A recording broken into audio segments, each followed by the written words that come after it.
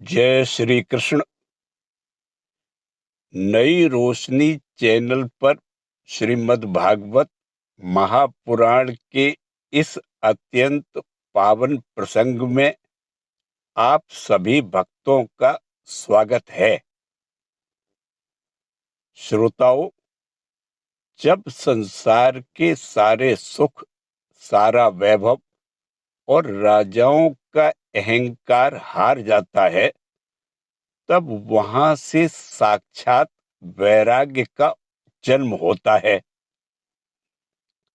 आज के इस अंक में हम प्रवेश कर रहे हैं भागवत जी के सबसे पावन 10वें स्कंद के 51वें अध्याय में, जहां आप साक्षी बनेंगे उस अद्भुत लीला के, जब भगवान श्री कृष्ण ने रणभूमि छोड़कर काल यवन का अहंकार चूर किया।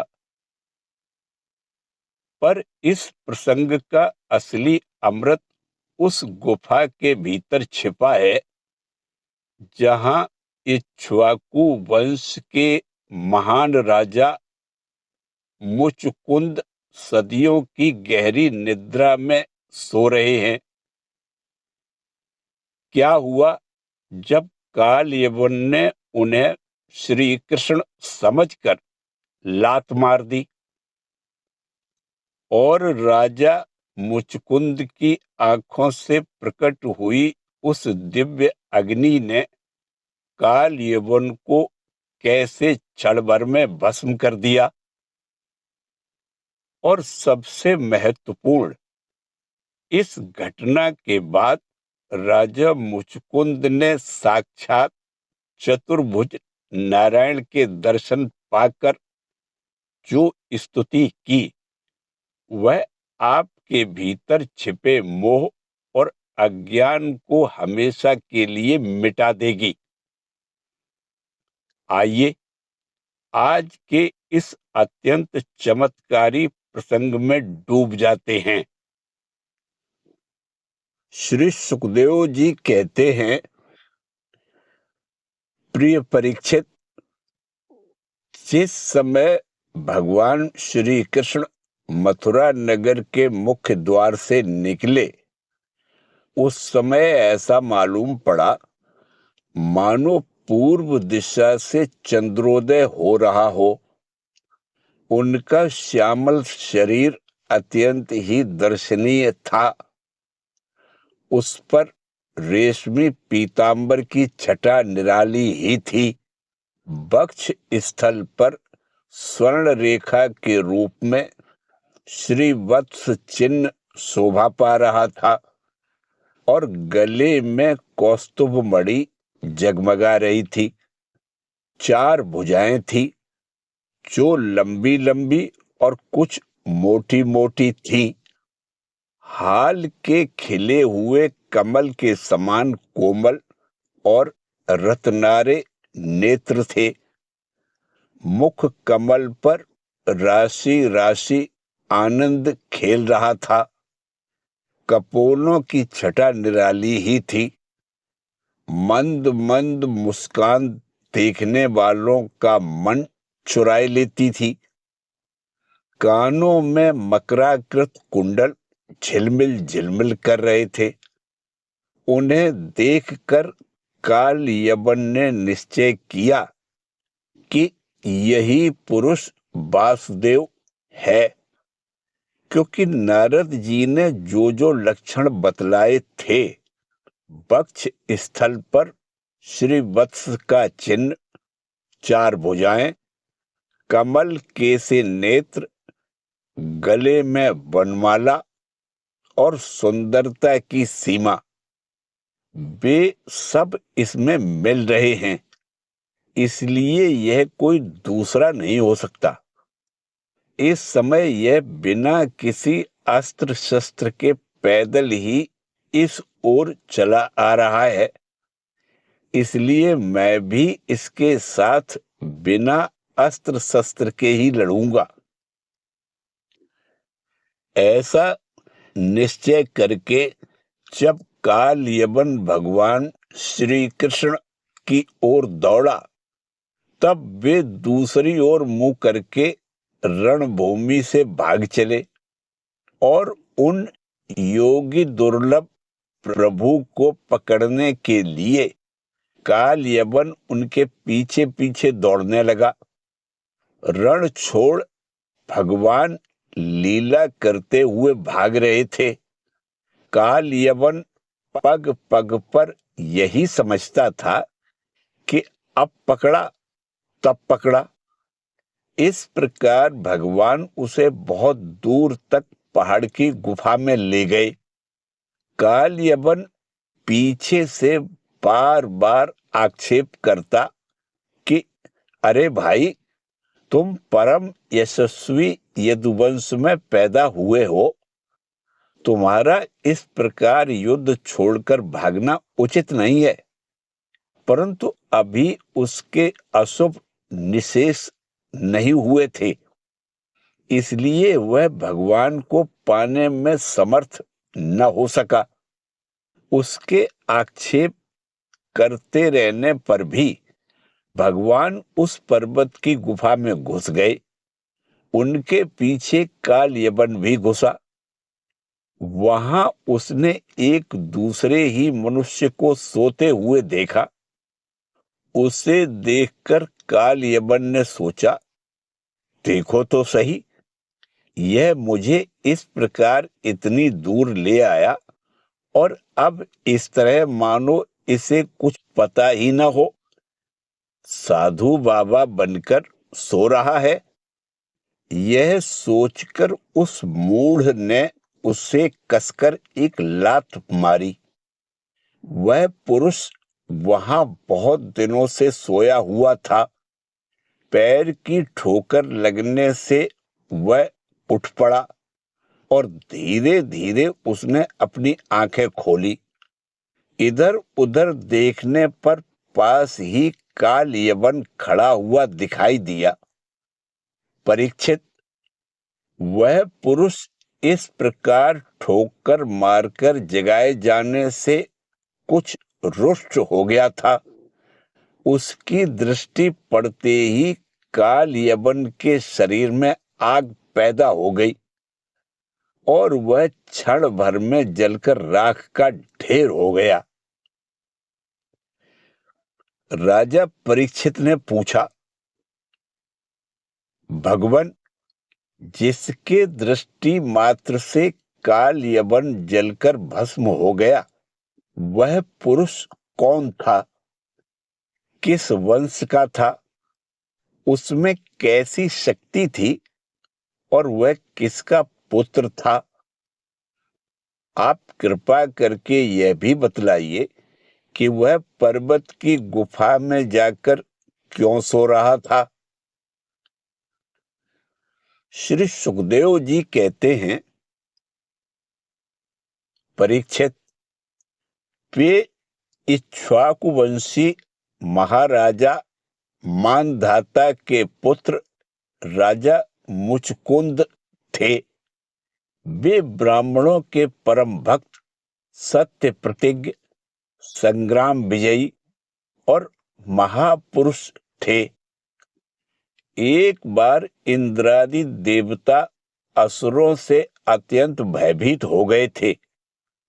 उन्होंने अपनी रक्षा के लिए राजा मुचकुंद से प्रार्थना की और उन्होंने बहुत दिनों तक उनकी रक्षा की। जब बहुत दिनों के बाद देवताओं को सेनापति के रूप में स्वामी कार्तिकेय मिल गए, तब उन लोगों ने राजा मुचकुंद से कहा, राजन, आपने हम लोगों की रक्षा के लिए बहुत श्रम और कष्ट उठाया है। अब आप विश्राम कीजिए। वीर शिरोमणे, आपने हमारी रक्षा के लिए मनुष्य लोक का अपना अकंटक राज्य छोड़ दिया और जीवन की अभिलाषाएं तथा भोगों का भी परित्याग कर दिया। अब आपके पुत्र, रानियां, बंधु बांधव और अमात्य मंत्री तथा आपके समय की प्रजा में से कोई नहीं रहा है। सबके सब काल के गाल में चले गए। काल समस्त बलवानों से भी बलवान है। वह स्वयं परम समर्थ, अविनाशी और भगवत स्वरूप है।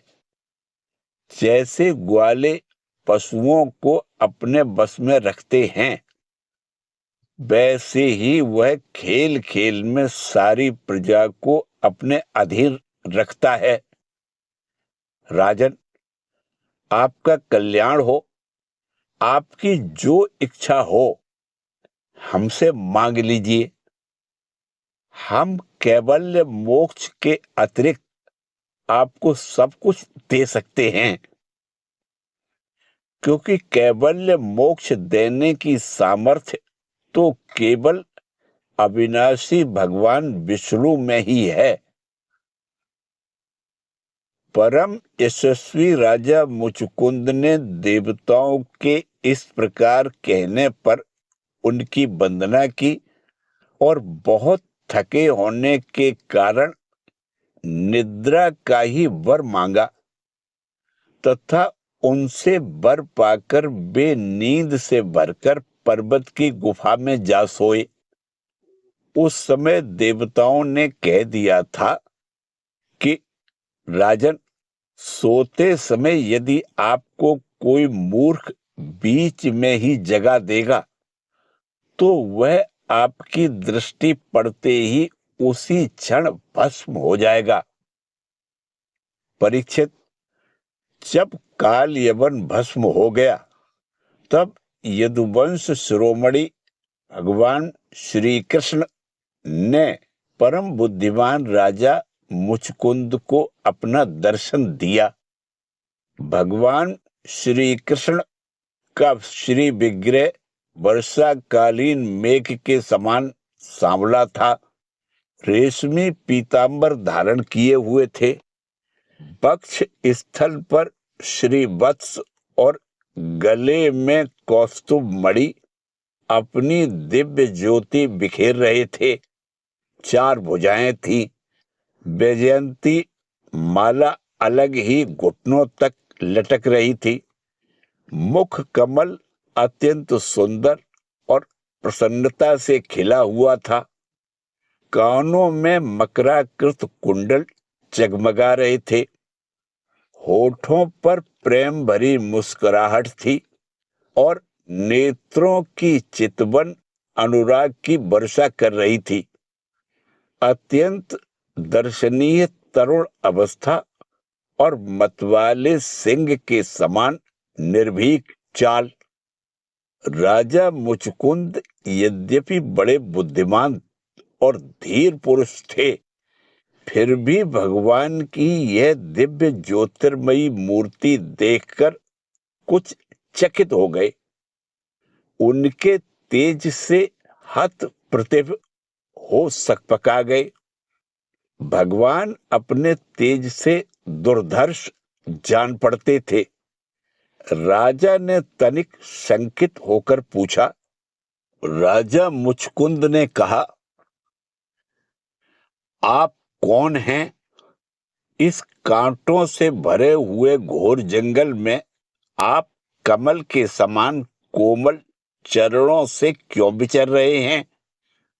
और इस पर्वत की गुफा में ही पधारने का क्या प्रयोजन था? क्या आप समस्त तेजस्वियों के मूर्तिमान तेज अथवा भगवान अग्निदेव तो नहीं हैं? क्या आप सूर्य, चंद्रमा, देवराज इंद्र या कोई दूसरे लोकपाल हैं? मैं तो ऐसा समझता हूं कि आप देवताओं के आराध्य देव ब्रह्मा, विष्णु तथा शंकर, इन तीनों में से पुरुषोत्तम भगवान नारायण ही हैं। क्योंकि जैसे श्रेष्ठ दीपक अंधेरे को दूर कर देता है, वैसे ही आप अपनी अंग कांति से इस गुफा का अंधेरा भगा रहे हैं। यदि आपको रुचे तो हमें अपना जन्म, कर्म और गोत्र बतलाइए, क्योंकि हम सच्चे हृदय से उसे सुनने के इच्छुक हैं। और पुरुषोत्तम, यदि आप हमारे बारे में पूछें तो हम इक्ष्वाकुवंशी क्षत्रिय हैं। मेरा नाम है मुचकुंद और प्रभु, मैं युवनाश्वनंदन महाराज मानधाता का पुत्र हूं। बहुत दिनों तक जागते रहने के कारण मैं थक गया था। निद्रा ने मेरी समस्त इंद्रियों की शक्ति छीन ली थी, उन्हें बेकाम कर दिया था। इसी से मैं इस निर्जन स्थान में निर्द्वंद सो रहा था। अभी अभी किसी ने मुझे जगा दिया। अवश्य उसके पापों ने ही उसे जलाकर भस्म कर दिया है। इसके बाद शत्रुओं के नाश करने वाले परम सुंदर आपने मुझे दर्शन दिया। महाभाग, आप समस्त प्राणियों के माननीय हैं। आपके परम दिव्य और असह तेज से मेरी शक्ति खो गई है। मैं आपको बहुत देर तक देख नहीं सकता। जब राजा मुचकुंद ने इस प्रकार कहा, तब समस्त प्राणियों के जीवनदाता भगवान श्री कृष्ण ने हंसते हुए मेघ ध्वनि के समान गंभीर वाणी से कहा। भगवान श्री कृष्ण ने कहा,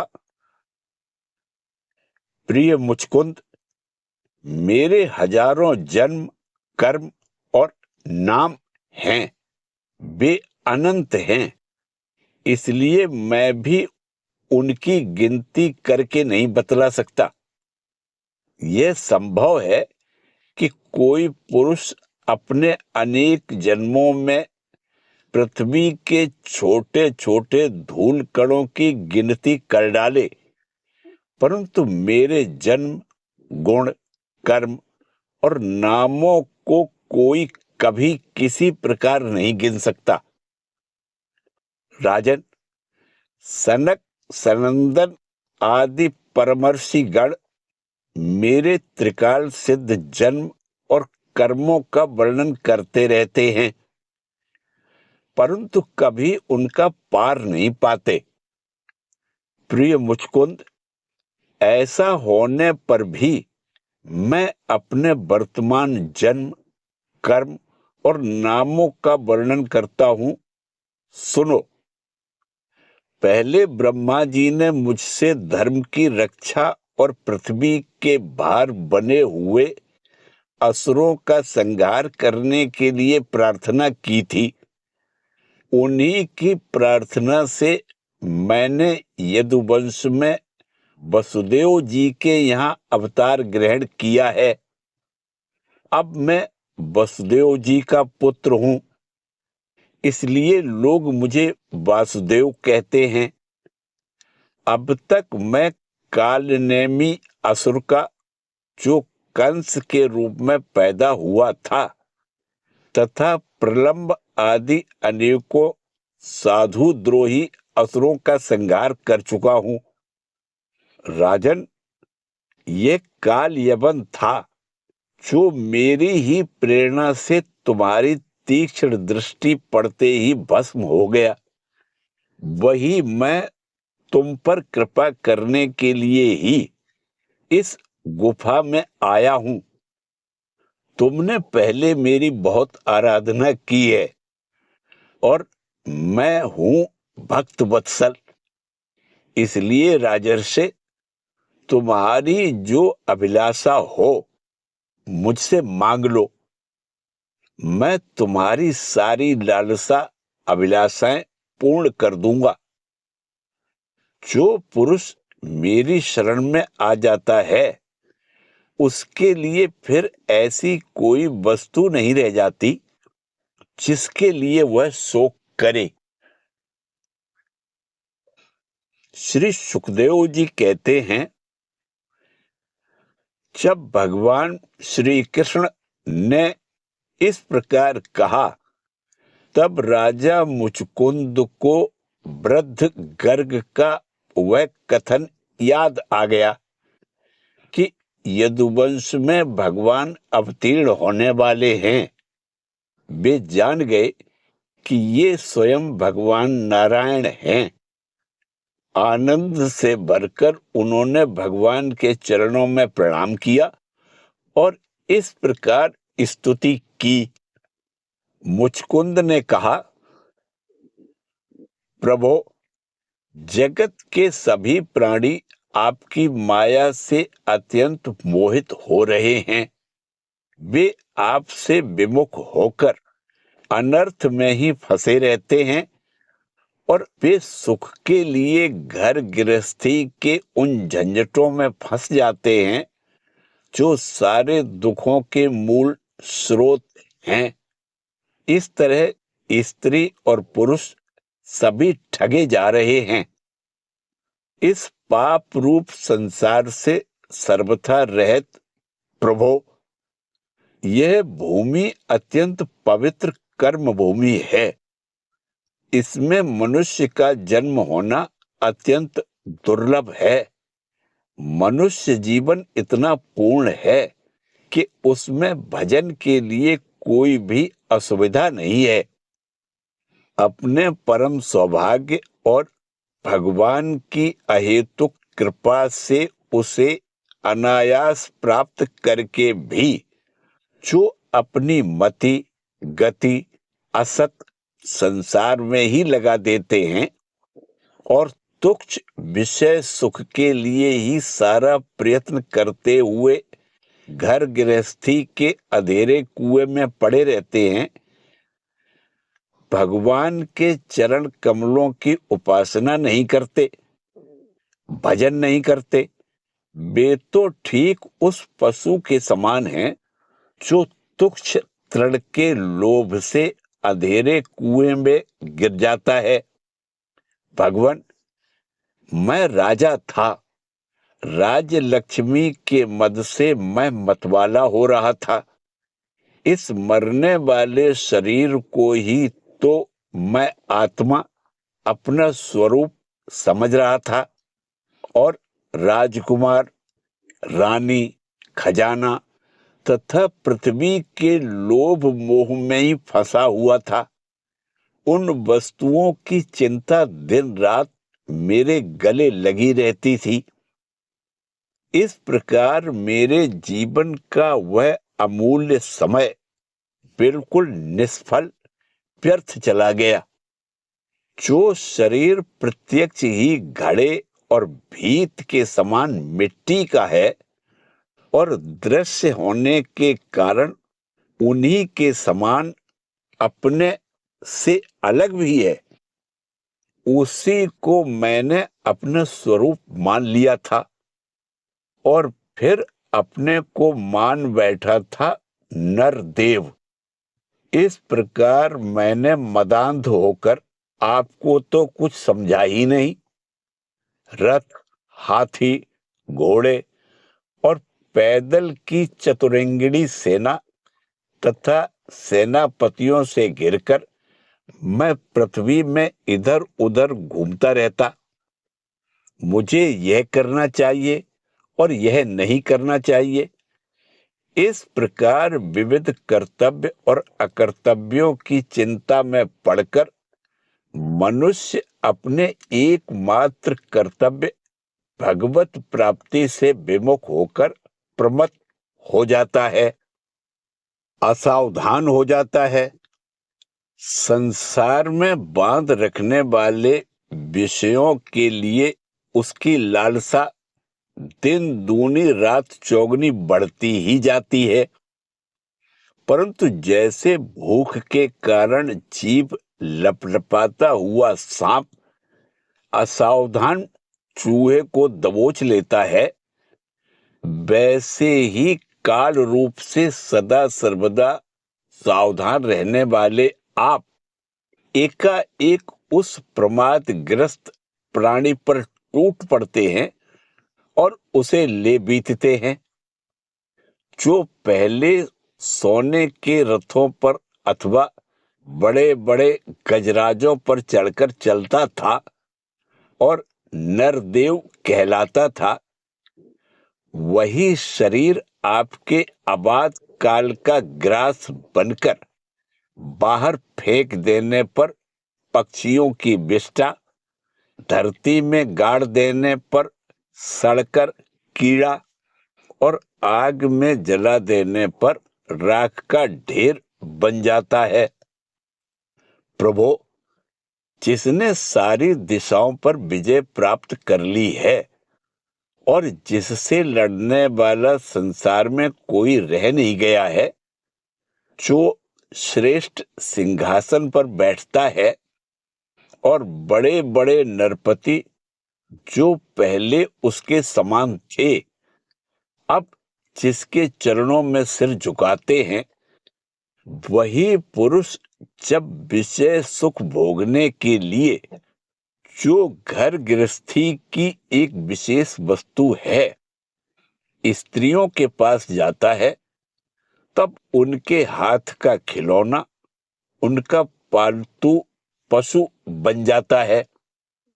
बहुत से लोग विषय भोग छोड़कर पुनः राज्य आदि भोग मिलने की इच्छा से ही दान पुण्य करते हैं और फिर जन्म लेकर सबसे बड़ा परम स्वतंत्र सम्राट होऊं, ऐसी कामना रखकर तपस्या में भली भांति स्थित हो शुभ कर्म करते हैं। इस प्रकार जिसकी तृष्णा बढ़ी हुई है, वह कदापि सुखी नहीं हो सकता।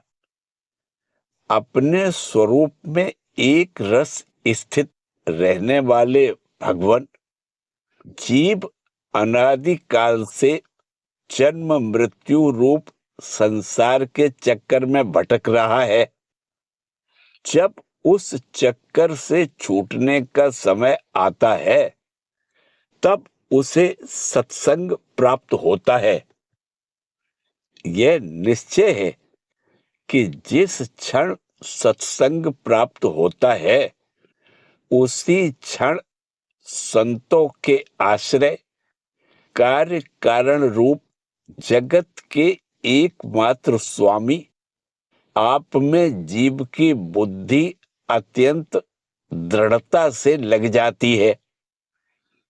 भगवान, मैं तो ऐसा समझता हूं कि आपने मेरे ऊपर परम अनुग्रह की वर्षा की है, क्योंकि बिना किसी परिश्रम के अनायास ही मेरे राज्य का बंधन टूट गया। साधु स्वभाव के चक्रवर्ती राजा भी जब अपना राज्य छोड़कर एकांत में भजन साधन करने के उद्देश्य से वन में जाना चाहते हैं, तब उसके ममता बंधन से मुक्त होने के लिए बड़े प्रेम से आपसे प्रार्थना किया करते हैं। अंतर्यामी प्रभु, आपसे क्या छिपा है?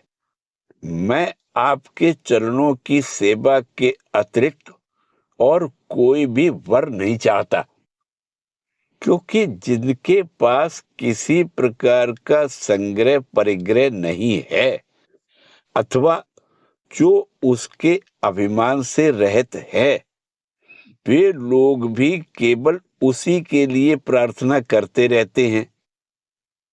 भगवान, भला बतलाइए तो सही, मोक्ष देने वाले आपकी आराधना करके ऐसा कौन श्रेष्ठ पुरुष होगा जो अपने को बांधने वाले सांसारिक विषयों का वर मांगे? इसलिए प्रभु, मैं सत्वगुण, रजोगुण और तमोगुण से संबंध रखने वाली समस्त कामनाओं को छोड़कर केवल माया के लेश मात्र संबंध से रहित गुणातीत एक अद्वितीय चित स्वरूप परम पुरुष आपकी शरण ग्रहण करता हूं। भगवान, मैं अनादि काल से अपने कर्म फलों को भोगते भोगते अत्यंत आर्त हो रहा था। उनकी दुखद ज्वाला दिन रात मुझे जलाती रहती थी। मेरे 6 शत्रु, 5 इंद्रिय और 1 मन कभी शांत न होते थे। उनकी विषयों की प्यास बढ़ती ही जा रही थी। कभी किसी प्रकार एक क्षण के लिए भी मुझे शांति नहीं मिली। शरणदाता, अब मैं आपके भय, मृत्यु और शोक से रहित चरण कमलों की शरण में आया हूं। सारे जगत के एकमात्र स्वामी परमात्मन, आप मुझ शरणागत की रक्षा कीजिए। भगवान श्री कृष्ण ने कहा, सार्वभौम महाराज, तुम्हारी मति, तुम्हारा निश्चय बड़ा ही पवित्र और ऊंची कोटि का है। यद्यपि मैंने तुम्हें बार बार वर देने का प्रलोभन दिया, फिर भी तुम्हारी बुद्धि कामनाओं के अधीन न हुई। मैंने तुम्हें जो वर देने का प्रलोभन दिया था, वह केवल तुम्हारी सावधानी की परीक्षा के लिए। मेरे जो अनन्य भक्त होते हैं, उनकी बुद्धि कभी कामनाओं से इधर उधर नहीं भटकती।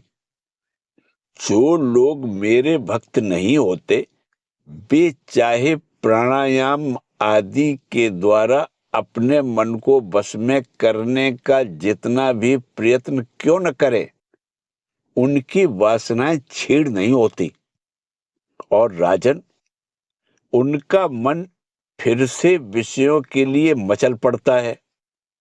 तुम अपने मन और सारे मनोभावों को मुझे समर्पित कर दो, मुझ में लगा दो और फिर स्वच्छंद रूप से पृथ्वी पर विचरण करो।